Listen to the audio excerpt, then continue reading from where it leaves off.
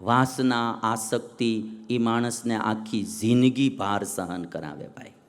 સાધુ, હું એવું નહીં કહેતો હું છું, મેં ઓપનલી વ્યાખ્યા કરી. સાધુ જેના જીવનમાં કોઈ વાસના નથી, કોઈ રાગ નથી, કોઈનામાં આસક્તિ નથી, એ સાધુ છે. અને એ હળવો ફૂલ થઈ જિંદગી જીવી શકે.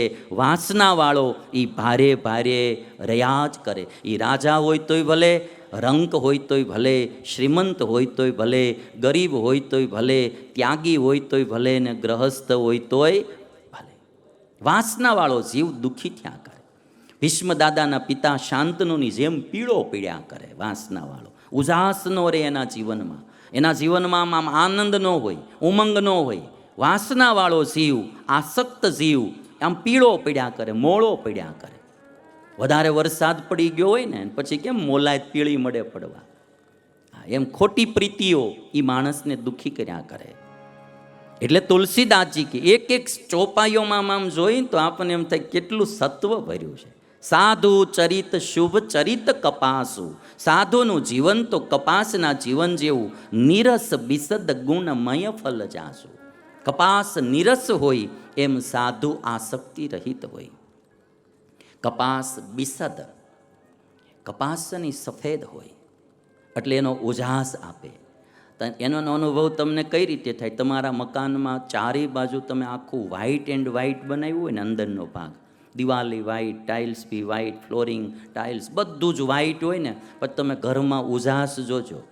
અને એક રૂમ તમારે એવો બનાવો કે એમાં બધું જ કાળું હોય, ટાઇલ્સ એ કાળી, કલર એ કાળો, ફર્નિચર એ કાળું. બે રૂમમાં તમે જાશો ને એટલે ખ્યાલ આવશે એક ઉજાસવાળો રૂમ દેખાય અને એક કાળો ડિબાંગ દેખાય. સફેદ અને કાળામાં એટલો ફરક પડે. કપાસ એ સફેદ છે એટલે ઉજાસ પાથરે, એમ સાધુનું જીવન પણ હજારોના જીવનમાં પ્રકાશ પાથરે. એનું નામ સાધુ છે ભાઈ. નિરસ બિસદ ગુણમય ફલ જાસુ. ગુણમય, ગુણ એટલે દોરો. સંસ્કૃત હિન્દીમાં ગુણને એક દોરો પણ કહેવામાં આવે. વિનગુણ હાર, દોરા વિનાનો હાર હોય ને એને વિનગુણ હાર કહેવામાં આવે. ગુણ એટલે દોરો.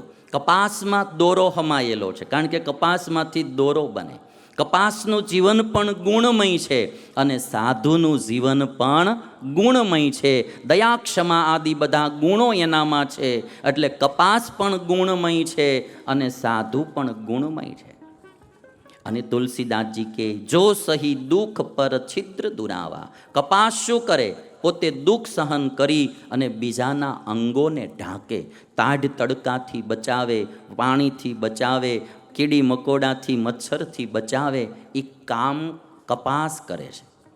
પોતે ખેતરમાં ઊભો હોય ત્યારે તાઢ તડકો, વરસાદ સહન કરે. પછી એમાંથી ઝીંડું તોડે, એમાંથી કપાસ બારો આવે. ઝીનિંગ મિલમાં જાય, એમાં એ દુઃખ સહન કરે, કપાસિયા બારા નીકળે. પછી પાછો એને કાંતવામાં આવે, એમાંથી દોરા બનાવવામાં આવે. વિવિંગ મશીનોમાં બધીએ જાય, કેટલું કેટલું ફરી કપાસમાંથી કાપડ બને. અને પોતે દુઃખ સહન કરીને બીજાના દુઃખને હરે. એનું નામ કપાસ છે.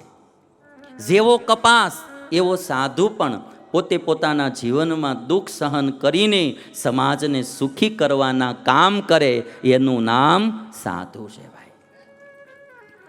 જો આ વડીલો બધા છે ને, પોપટભાઈ ની બધા, એ તમે આમ જો તો હવે લગભગ 70 વર્ષના થઈ ગયા છે.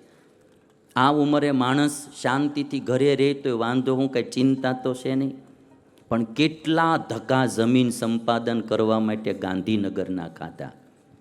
ભૂખ્યા તરસ્યા જાય. ડૉક્ટરે કીધું તું ટાઈમે ટીપા આંખમાં નાખજો.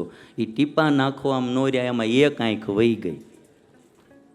પોપટભાઈ એક આંખ વહી ગઈ. મને કે જમીન સંપાદનમાં એક ગઈ, આ બીજી જાય એટલે અહીંયા હું વયો આવી શીખે. પછી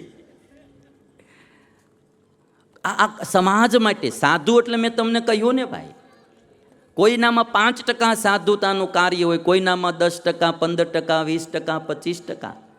આજે સમાજ માટે આટલા ધોળા કરે છે.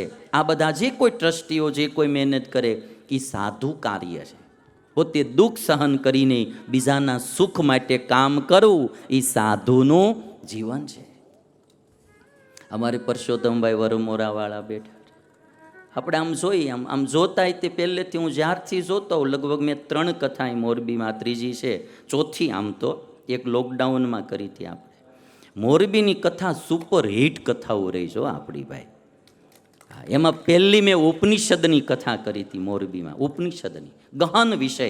પણ આમ તમે જે ઓડિયન્સ અહીંયા મને જે એમ મળ્યું ને, મને વિચાર આવતો હતો કે ઉપનિષદની કથા જાહેરમાં થાય કે ન થાય, પણ એ કથાનો લાવો અહીંયા આપણને મોરબીમાં મળેલો, ઉપનિષદની કથા કરેલી. અને એક મહાભારતમાં અઘરામાં અઘરો પર્વ, કેવલ ઉપદેશનો જ પર્વ, એ શાંતિ પર્વ, એ શાંતિ પર્વની કથા આપણા મોરબીમાં થઈ. શાંતિ પર્વની કથા લોકડાઉનમાં પછી શિવપુરાણ લગભગ આપણે કંઈ સાંભળ્યું હતું, અને ગીતામૃતમ હતું ને, હા ગીતા, એટલે એ બી સારામાં સારી. એટલે ઊંચા ઊંચા ગ્રંથોની કથા અહીંયા થઈ, અને તમે બધાએ બહુ ધ્યાનથી સાંભળી છે. આજે હું તમને કહું, મોરબીની શાંતિ પર્વની કથા સાંભળી હજારો માણસોના જીવન પરિવર્તન થઈ રહ્યા છે ભાઈ. ક્યાં ક્યાં જાઓ ને મને કે લોકો, સ્વામી અમે મોરબીની કથા સાંભળીએ છીએ, કારણ કે યુટ્યુબમાં પરમેનન્ટ છે. હજારો માણસો દેશ વિદેશમાં એ મોરબીની શાંતિ પર્વની કથા સાંભળે.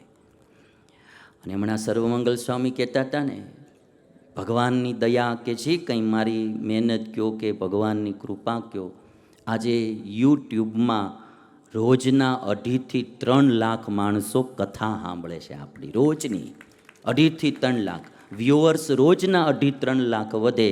અત્યારે 21 થી 22 કરોડ આપણી જે ચેનલ છે, યુટ્યુબ ચેનલ સતશ્રી કથા ચેનલ, એમાં 22 કરોડ વ્યુઅર્સ છે અત્યારે, અને 8 લાખ સબસ્ક્રાઈબર. રોજના હજારો કલાક માણસો યુટ્યુબમાં કથા સાંભળે છે, ધંધા ઉપર, ખેતર, ગમે ત્યાં સાંભળે.